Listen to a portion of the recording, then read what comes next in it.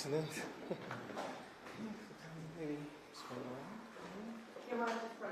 Yeah. Okay, perfect. All right, we ready? Yes. Okay. Good afternoon.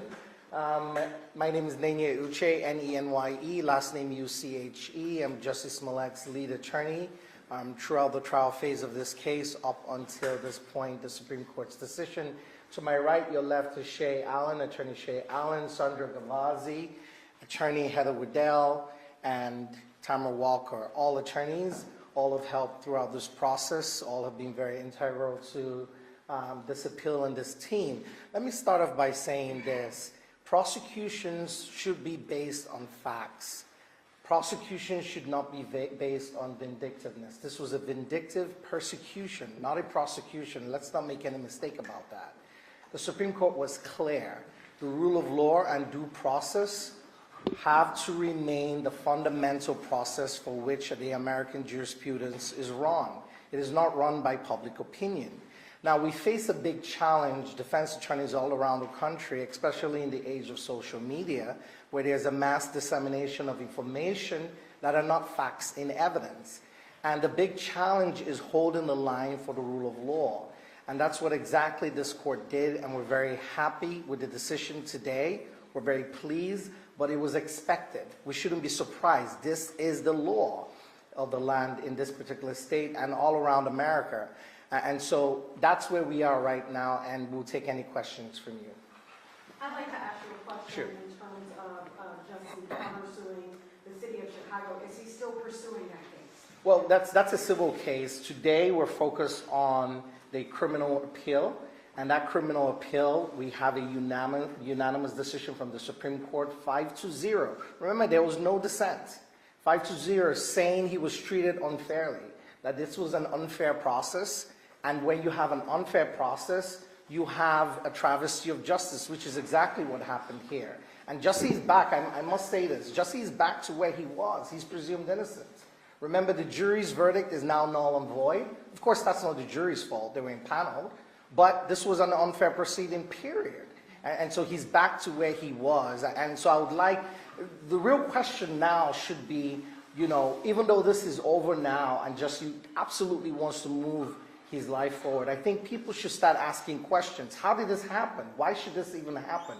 What can we do to make sure this doesn't happen again? And what were the facts that we never bothered to look at? Because everyone was distracted with public opinion. Please. Yes.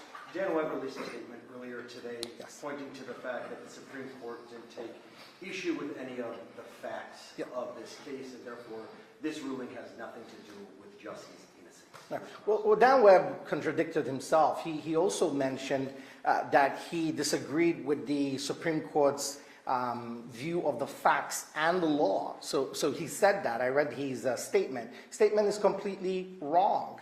And he's been wrong all along. I have great respect for him as an attorney, but in this particular situation, he's completely wrong. And let me tell you why. You cannot say, hey, listen, the process is unfair. How we got here was wrong, but we're going to stick to the decision that was made from an unfair proceeding. That's not how it works. No one wants to be treated badly or unfairly, and then you say, we're going to pretend like we never did that. Yes, we did it, we were wrong, we're going to put that aside, but you're still guilty. It doesn't work like that. He's innocent, and that he's always maintained his innocence, and there have been strong, a mountain of reasonable doubt and evidence pointing to his innocence in this case that no one has bothered to take a look at. Yes. Two questions. Yes, sir. One, what is the biggest misconception that you think is out there in the public? And two, let's say we had the same case, same set of circumstances, but it wasn't Jussie Smollett.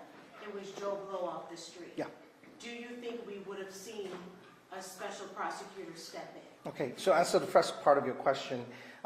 What is the one thing that people have gotten wrong? A lot of people believed he was guilty. And that's wrong. None of us believe that. The evidence, in our opinion, showed that he was innocent, even though it's not ours to prove, right? But if you're to flip the coin and say, okay, it's not yours to prove, but is there reasonable doubt? A ton of reasonable doubt. And that's our position, that's our opinion. If this was the regular Joe down the street, this case would never even have gone to trial. No prosecutor would have taken this case to trial. It was ridiculous. There was no direct evidence linking him to anything, right? And so it's a shame that we're here. I feel it's completely disgraceful.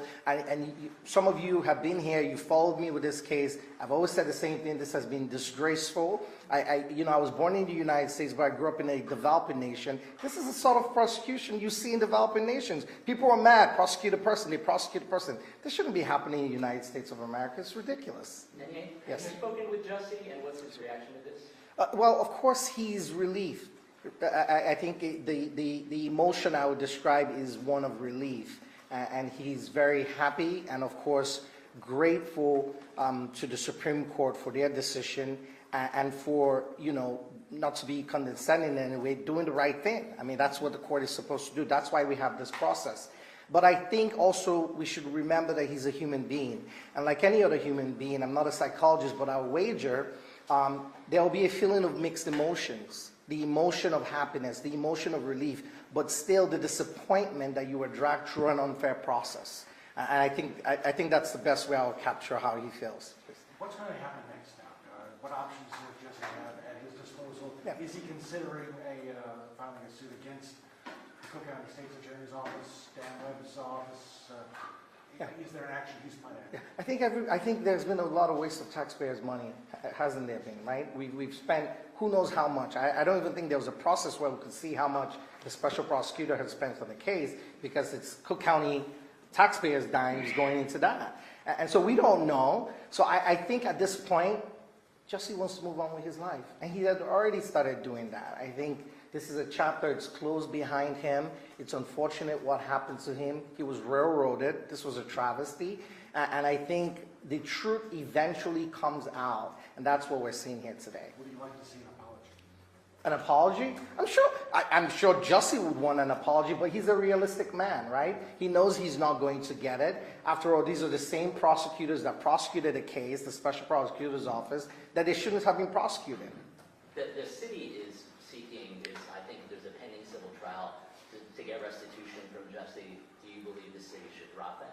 Well, listen, I'm not the civil attorney involved in that case, but I would say our main focus right now is on the Supreme Court's decision. I think everyone should take the time. It's a long decision, it's 32 pages, but they should take the time to read and see how the Supreme Court systematically calls out the various injustices that took place in this case. I think that should be the focus, and not on what's happening in some civil case or potentially what the city should be doing. I think the focus should be on the Supreme Court in a 5-0 decision. No dissent, not one person dissenting, not one person faltering, says, this is wrong. And I think that should really be the focus. And I hope that, and I'm confident that he'll get his life back, as he has already started doing right now. You mentioned a lot about public opinion, facts getting to the public. Do you think that this decision will impact the public view of this case or of Jussie's perceived innocence or guilt? Yeah, I think it comes down to the media and what you guys report. If you guys leave here today and you are reporting what Dan Webb is saying, that this is just a verdict on a technicality, which would be a disservice, well, of course the public will still feel that way. But if you report on the truth, if you report on what the Supreme Court said, that this was an unfair proceeding, if you look through the transcripts, and I don't know if some of you have, and now finally go back to sit down with the transcripts and start looking at a guy called maybe Anthony Moore, what he had to say, right? And start reading through the transcripts and maybe do a documentary. I don't know, but I think it depends. The ball is in the media's court. When this case first started, I told the media, I told a lot of you, I said, listen, just give him a chance. Look through the evidence. Don't assume he's guilty. Do some investigative journalism. Interview these witnesses. No one wanted to do it. We're all human beings. We all go with the flow sometimes. So I hope corrective measure will be taken now, and the media actually does and acts like the fourth arm of government to hold checks and balances. And Mr. Webb was in an executive position. He was a prosecutor, and everyone allowed him to do what he wanted to do on a case that he shouldn't have been prosecuting in the first place. Does Jussie have a message for the people of Chicago at this stage? Does he have something he wants us all to know? Jussie's a very kind man. He's always loved Chicago. He just wants to move on with his life. Where's he living these days? Is he in New York or? He goes between New York and LA. Okay. Sure, can you just one more time? Yeah. Most of us don't have law degrees, certainly, like you Yeah. mentioned, the court No, of it's okay. public opinion is exactly that. But Yeah. can you drill down just a little further between, what I've seen a lot of people asking today, this was alluded to up here, that does this answer to his innocence? Would you try the case the same way? Is he going to, does he stand behind the reason he called 911 in the first place, and we've got the body worn camera, we all made it through the trial, Yep. et cetera, et cetera. Yep. But can you drill down a little further as an attorney Yes. between Yeah. due process violations Yes. and your client's Correct. presumption of Correct. innocence? So let's start with one thing. Let's get one thing straight. Jussie Smollett has always maintained his innocence, and he continues to do so till date. Let's put that aside. Number two, you've asked me a question, which is an important question. How would you try this case if it were to go back? This case should never have gone to court. This case should never have been tried, right? There is no evidence, in our opinion, and based on the facts that we saw, against Jussie Smollett, and he's maintained that innocence. And more importantly, we have a situation where the Illinois Supreme Court pretty quickly, remember oral arguments were in September, I believe September 17 or 18, and now we're in November, all right? And they've come out unanimously to say this was an unfair proceeding. So what I would like the public to understand is you cannot derive good from bad. You cannot say, hey, the proceeding is unfair, but we're going to believe hook, line, and sinker everything that came from the proceeding. It doesn't work that way. Nenye, did this attack take place the way that Jussie reported it to police in 2019? Was he attacked? Was there an attack on Jussie Smollett? Listen, Jussie Smollett has always maintained his innocence. He's always said that this happened to him, right? And we believe the evidence that was put forward in court, we believe there was a lot of reasonable doubt shown. And that's what I will say. But I think, again, we're back to this web that we got caught in when this case first started. I think the real focus should be on the 32 pages of a unanimous decision, a court that wasn't divided. I think that should be the real focus. Should this all come back to the original agreement between the Cook County State's Attorney's Office and Mr. Smollett with regard to the decision to prosecute in the first place? Yeah, well, obviously, I think that was a large part of the opinion, right? But I think it should come down to the fact that this case should never have been prosecuted, that Cook County should have better spent its money, and that this money shouldn't have been used on a bad prosecution. Again, I'll emphasize, this was a vindictive persecution. This was no prosecution. And so that's our position. Okay? Anything else you'd like to share that we haven't already asked?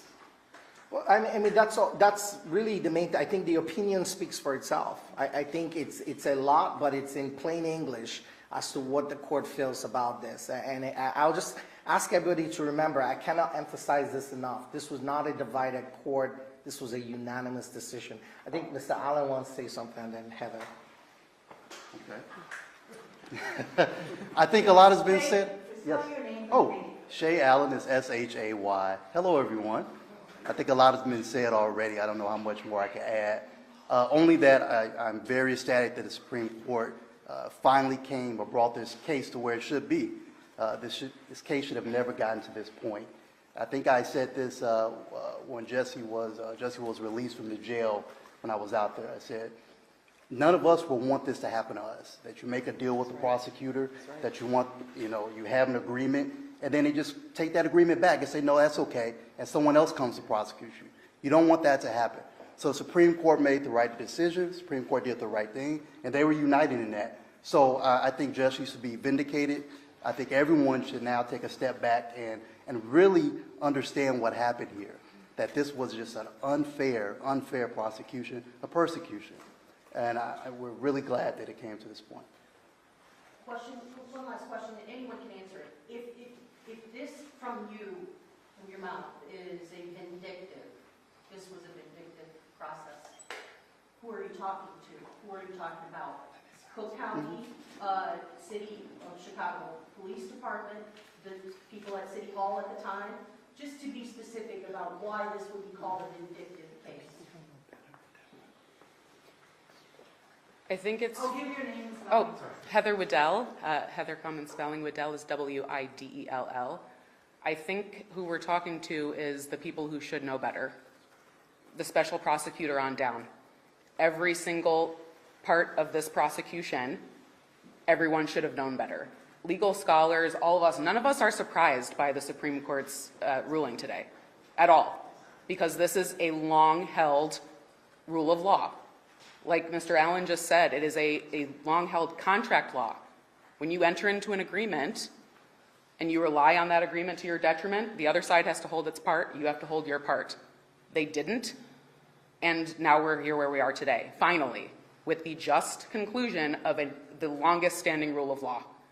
And we should all be very excited for that, because that means that there is justice, that the rule of law holds in this land, and that we all won't be subject to persecutions rather than prosecutions that are appropriate to the rule of law. Did he complete his community service during the initial agreement? I mean, because, and is he obligated to continue with the terms of that initial agreement? In other words, could he have to come back here to complete the community service? No, that entire proceeding has been thrown out. So everything else that is attached to it, he doesn't pay any fines, he doesn't pay, at least within the criminal proceeding, no restitution, he doesn't do anything. That entire proceeding has been deemed null and void by the court. I think what we're talking about is the original agreement between. Oh, I'm us sorry. And, Oh, I apologize. Yeah, I apologize. fine and a community service I apologize. about the charges. Yeah, but the city of Chicago took his fine and kept it. They've always had his fine, right? And as to the, so it's obviously our position, and the Supreme Court took that same position, that he met the terms of that obligation. He completed everything. So he can't do something he's already done already, okay? And the community service? Yes, all that has been completed, according to the transcripts, according to court proceedings. And just so we're abundantly clear, obviously they cannot come back and retry him on any of this because it would be double jeopardy. But is there some loophole where they could come back and try to do something else? I mean, nothing surprises me, right? So, I mean, at this stage, listen, it's over. I think there should be a call to end the madness. I think a lot of taxpayer money has been spent for what? Nothing. For ridiculousness. So I think it should be over, and I'm sure the Special Prosecutor's Office is legally mature enough to know what to do next. Obviously, the appeal in a sentence just goes away automatically, or you have to file a motion? Oh, it goes away automatically. There's instructions to the lower court, trial court. Everybody done? Yes. Okay, thank you. Thank you. Thank you for coming. Thank you. Thank you. Thank you. Thank you.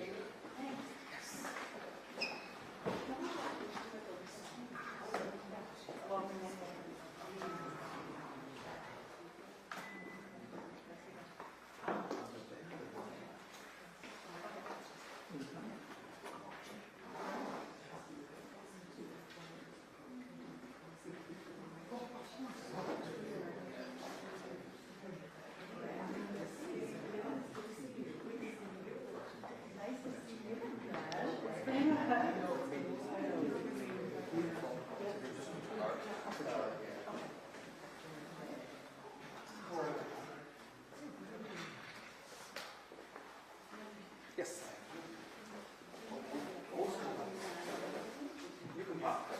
Oh, there's a card in there, okay.